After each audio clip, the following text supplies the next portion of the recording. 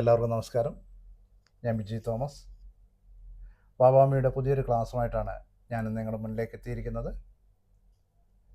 അപ്പോൾ ഇന്നത്തെ വിഷയം എന്ന് പറഞ്ഞു കഴിഞ്ഞാൽ പ്രസംഗം പഠിക്കുന്നവർക്ക് വേണ്ടി പ്രസംഗത്തിൻ്റെ ഒരു ക്ലാസ്സാണ് ഇന്ന് തയ്യാറാക്കിയിരിക്കുന്നത്. അപ്പോൾ പ്രസംഗിക്കാനെ കൊണ്ട് വേണ്ടി ഒരുങ്ങുന്നവർക്ക്, പ്രസംഗത്തെക്കുറിച്ച് പഠിക്കാനെ കൊണ്ട് വേണ്ടി ആഗ്രഹിക്കുന്നവർക്ക് വേണ്ടിയുള്ള ഒരു ക്ലാസ്സാണ് ഇന്നത്തേത്.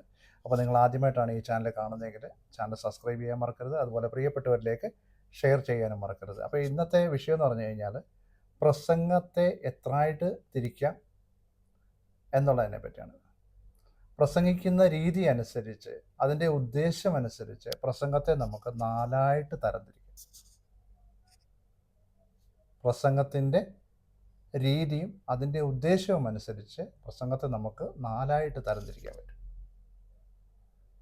അപ്പോൾ ഒന്നാമത്തെ പ്രസംഗം എന്ന് പറഞ്ഞു കഴിഞ്ഞാൽ തയ്യാറാക്കി വരുന്നതായ പ്രസംഗം.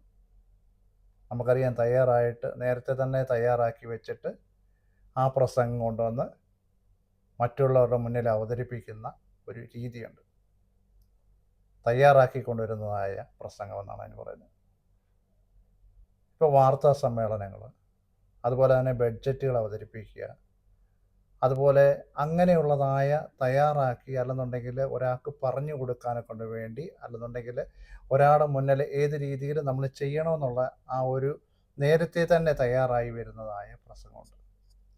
അപ്പോൾ ഒന്നാമത്തെ രീതി എന്ന് പറഞ്ഞു കഴിഞ്ഞാൽ തയ്യാറായി വരുന്നതായ പ്രസംഗം.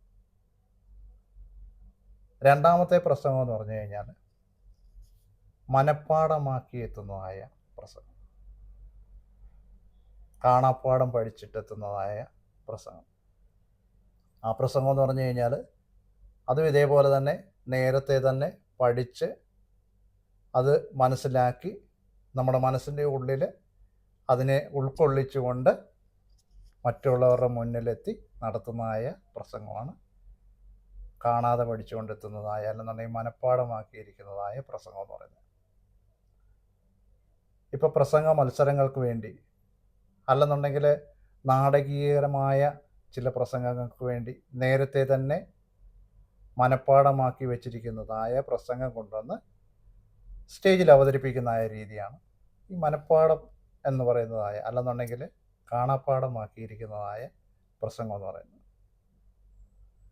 അതിനുശേഷം മറ്റൊരു പ്രസംഗമാണ് പെട്ടെന്നുള്ളതായ പ്രസംഗം, തത്സമയ പ്രസംഗങ്ങളെന്ന് പറഞ്ഞു കഴിഞ്ഞാൽ നമുക്കറിയാം, നമ്മളെ ഒരു വേദിയിലേക്ക് പെട്ടെന്ന് വിളിച്ചു കയറ്റിയിട്ട് ഒരു പ്രസംഗം നടത്താനെ കൊണ്ട് വേണ്ടി, ചിലപ്പോൾ ഒരു സ്വാഗത പ്രസംഗം നടത്താനെ കൊണ്ട് വേണ്ടി, അല്ലെന്നുണ്ടെങ്കിൽ ഒരു അതിസംബോധന, അല്ലെന്നുണ്ടെങ്കിൽ ആ രീതിയിൽ എന്തെങ്കിലും പെട്ടെന്ന് നമ്മളെ വിളിച്ചിട്ട് നിങ്ങൾ ആ വേദിയിലെത്തിയെന്ന് പ്രസംഗിക്കണം എന്ന് പറഞ്ഞുകൊണ്ട് ഏൽപ്പിക്കുന്ന ഒരു പ്രസംഗമുണ്ട്. അത് തത്സമയമാണ്, പെട്ടെന്നുള്ളതായ ഒരു തയ്യാറെടുപ്പാണ് ആ ഒരു പ്രസംഗം എന്ന് പറയുന്നത്. അപ്പോൾ അതൊരു മൂന്നാമത്തെ രീതിയാണ്. നാലാമത്തെ രീതി എന്ന് പറഞ്ഞു കഴിഞ്ഞാൽ കുറിപ്പുമായിട്ടെത്തുന്ന പ്രസംഗം. കുറിപ്പുമായിട്ട് ചില കണ്ടിട്ടില്ലേ, പേപ്പറിനകത്ത് കുറിച്ചെടുത്തുകൊണ്ട് വരുന്നതായ. അപ്പം ആദ്യത്തെ പ്രസംഗം ഞാൻ പറഞ്ഞത് തയ്യാറാക്കി വരുന്നതായ പ്രസംഗം. തയ്യാറാക്കി വരുന്ന പ്രസംഗം എന്ന് പറഞ്ഞു കഴിഞ്ഞാൽ ചിലർ തയ്യാറാക്കി വലിയ പേപ്പറിനകത്ത് 2, 3, 4 പേപ്പറായിട്ടൊക്കെ കൊണ്ടുവരുന്ന പ്രസംഗങ്ങൾ കണ്ടിട്ടില്ല. അതാണ് ഒന്നാമത്തെ പ്രസംഗം. ഇത് കുറിപ്പുമായിട്ടെത്തുന്നു. ചില പോയിന്റുകൾ മാത്രം എഴുതി വെച്ചിട്ട് ആ പ്രസംഗിക്കുന്ന ടേബിളിൽ വെച്ചിട്ട് സംസാരിക്കുന്ന ഒരു രീതി. അപ്പം അതിനൊരു ഉദാഹരണമാണ് ഈ സെമിനാറുകൾ നടത്തുക, അല്ലെന്നുണ്ടെങ്കിൽ ക്ലാസ്സിൽ, അല്ലെന്നുണ്ടെങ്കിൽ സ്കൂളിൽ അധ്യാപകർ നടത്തുന്നതായ ചില പ്രസംഗങ്ങൾ.